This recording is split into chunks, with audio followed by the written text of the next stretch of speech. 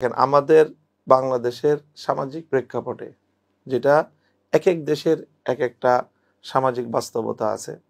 বাংলাদেশের সামাজিক বাস্তবতায় একাধিক বিবাহের বিষয়টা একটা জটিলতার বিষয়। যদি কারো কোনো কারণে একাধিক বিয়ে করতে হয়, একাধিক বিয়ে করা হয়, সেই ক্ষেত্রে নিজের পরিবার, নিজের সংসারে কোনো যেন সাংসারিক পারিবারিক কোনো কলহ, কোনো বিভেদ যেন তৈরি না হয়, বিবাদ যেন তৈরি না হয়, সেই বিষয়টা কৌশলী ভূমিকা এখানে পালন করতে হয়।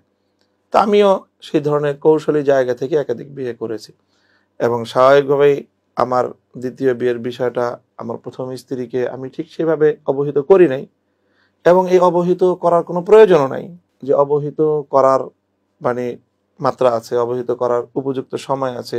ধীরে সুস্থে আপনি মনে করেন আজকে আপনার কাছে এখন হয়তো আপনার খুব আপনজন দুর্ঘটনায় মারা গেছে, তো এটা সত্য, চরম সত্য কথা। কিন্তু আমরা যদি বুঝি যে এই সংবাদটা এই মুহূর্তে আপনাকে দিলে আপনি একটা মানসিকভাবে বড় ধরনের আঘাত লাগতে পারে, আপনি স্ট্রোক করতে পারেন, অনেক কিছুই হয়। তো কোনো মানুষ কিন্তু ডিরেক্টলি এভাবে বলে না যে তোমার আপনজন মারা গেছে অ্যাক্সিডেন্ট করে। মানুষ এই কথাটাকে অনেক ঘুরিয়ে পেঁচিয়ে বলে, সময় নেয়, যে একটা সময় হইতে পারে, একটা উপযুক্ত সময়, এটার একটা কৌশল এবং এই কৌশলটা বিভিন্ন ক্ষেত্রেই প্রয়োগযোগ্য। তো পারিবারিক একটা যে দাম্পত্য, এক্ষেত্রে বলতে পারি কিনা ব্যক্তি মামুনুল হক যত উচ্চতার মানুষ, যে বিশাল এক ব্যক্তিত্বের মানুষ, সেই জায়গায় আপনার দ্বিতীয় বিভাগে আপনি একটা দুর্ঘটনা বলছেন কিনা? না না না না, দুর্ঘটনা বলবো কেন? এটা কোনোভাবে এটা দুর্ঘটনা নয়, বরং এটা একটা দায়িত্ব, এটা প্রয়োজন।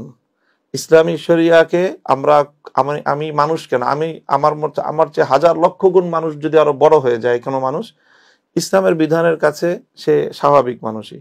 এই বিষয়টা যে কোনো ভাবে একটা রাষ্ট্রযন্ত্র ব্যক্তিগতভাবে আমাকে ঘায়েল করার জন্য আমার ফোনে আড়ি পাচ্ছে। প্রথম বেআইনি কাজ তারা এটা করেছে। ফোনে আড়ি পেতে যে কোনোভাবে আমাদের পারস্পরিক এই সকল আলাপ কথাবার্তাগুলো তারা রেকর্ড করেছে। রেকর্ড করে গোয়েন্দা সংস্থাগুলো তারা এটাকে কেন্দ্র করে আমার বিরুদ্ধে একটা তারা জাল পেতেছে বা ব্যাপক একটা আয়োজন করেছে। স্বাভাবিকভাবে আমি এক জায়গায় অবস্থান করেছি এবং আমি আমার স্ত্রীকে সহ কোথাও আমি গিয়েছি, তখন তারা এই বিষয়টাকে সিন ক্রিয়েট করার জন্য টোটাল এরকম একটা ঘটনা তারা ঘটালো এবং সেখানে সেটা ঘটানোর জন্য আওয়ামী লীগ, যুবলীগ, ছাত্রলীগ এবং তাদের যে পোষা এই ঘাতক দালাল নির্মূল কমিটির সদস্য এবং তাদের নিজস্ব মিডিয়া এবং সাংবাদিক সব সহ গিয়ে তারা এইভাবে আমাদেরকে হেনস্থা করলো, আমাকে শারীরিকভাবে লাঞ্ছিত করলো, অপমান করলো। তারপরে আমার স্ত্রীকে তারা ওপেন টেনে এনে মিডিয়ার সামনে, মানুষের সামনে এভাবে তাকে তার শরীয়তের বিধান, শরীয়তের হুকুম লঙ্ঘন করতে বাধ্য করলো।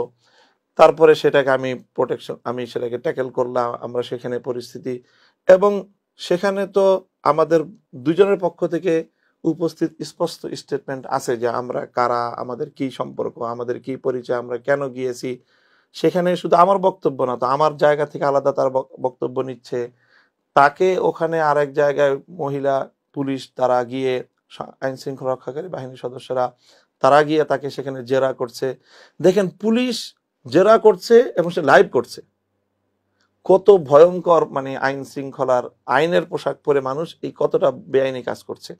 সেখানে পুলিশ আমার কাছ থেকে প্রথম আমার মোবাইল কেড়ে নিয়েছে, আইনের পরিচয় দিয়ে সে আমাকে জব্দ করছে। অথচ তার উপস্থিতিতে দলীয় লোকজন গিয়ে আমার উপরে চড়াও হচ্ছে যে আমার সাথে শেখ হাসিনা যা যা করেছে, সরাসরি শেখ হাসিনা প্রধানমন্ত্রীর চেয়ারে বসে নিজে এই বিষয়টা সে হ্যান্ডেল করেছে এবং তার অনেকগুলো প্রমাণ তথ্য জনসমক্ষে আছে। সে নিজে আমার এই বিষয়টা হ্যান্ডেল করেছে, অন্য কেউ না। সে প্রধানমন্ত্রীর চেয়ারে বসে আমার মতো, আমি তো সেই পর্যায়ের কোন রাজনৈতিক ব্যক্তিত্ব না, ধর্মীয় পর্যায়ের একজন সাধারণ মানের ব্যক্তি। সে আমার বিষয়ে এত বড় একজন ব্যক্তি হয়ে গোটা রাষ্ট্রযন্ত্রকে নিয়ে সে এইভাবে আমার উপরে ঝাঁপিয়ে পড়লো। এরপরে একের পর এক আমার যে ফোনের আলাপ, স্বামী স্ত্রীর মধ্যকার ফোন আলাপ, এবং সেই ফোন আলাপটা তো পূর্ণ না, আংশিক খণ্ডিত আকারে। তার আগের কিছু কথা আছে, তারপরে আরো কিছু কথা আছে। পূর্ণ কথাটা মেলালে হয়তো একটা বক্তব্য দাঁড়াবে, কেন আমি সেই কথাটা বলতেছি, তাকে আমি কি বলতেছি। তো আমাদের মধ্যকার পারস্পরিক ফোনালাপগুলো, এগুলো রাষ্ট্রীয় আয়োজনে এগুলোকে করা হয়েছে, ফাঁস করা হয়েছে, প্রকাশ করা হয়েছে। তো একটা রাষ্ট্র কতটা ভয়ঙ্কর হলে মানে মানুষের অধিকার এবং মানুষের সম্মান সেই রাষ্ট্রের কাছে কতটা মারাত্মক হুমকির সম্মুখীন হয়েছে সেটা। এই ঘটনাটা এমন একটা সময়ে যখন আপনার বক্তব্যকে কেন্দ্র করে ব্রাহ্মণবাড়িয়াতে বিশাল উত্তেজনা এবং শহীদ হয়েছে, ঠিক ওই সময়ে নৈতিকতার জায়গা থেকে আপনি এইটাকে কিভাবে জাস্টিফাই করবেন যে এই সময় আপনার স্ত্রীকে নিয়ে কোথাও যাওয়ার অর্থ কি? মানে কি আমি একজন মানুষ তার স্ত্রীকে নিয়ে কোথাও যেতে পারবে না?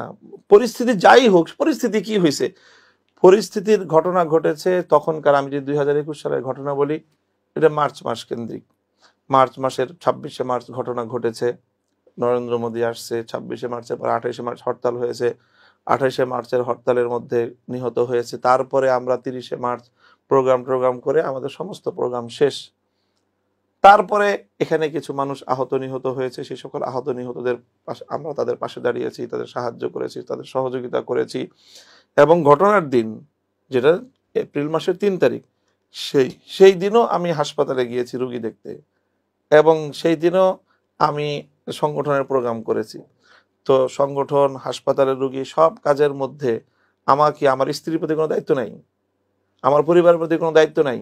আমি দেশের জনগণের কাজ করতে করতে আমি আমার স্ত্রী, পুত্র, পরিজন, আমার সবকিছু ছেড়ে আমাকে বৈরাগী হতে হবে? আমি আমার স্ত্রীকে নিয়ে অল্প সময়ের জন্যই তার কিছু প্রয়োজন, তার সাথে কিছু কথাবার্তা, কিছু ডিসিশনের বিষয়, আমাদের সিদ্ধান্তের বিষয়ে কিছু জরুরি কথাবার্তা যেগুলোর প্রয়োজন, সেই বিষয়গুলো সারার জন্য আমাদের একান্তে কিছু প্রয়োজনীয় কথাবার্তা বলার প্রয়োজন ছিল। সেই সময়টাতেই তারা গিয়ে আমাদের সাথে এই ধরনের আচরণটা করলো।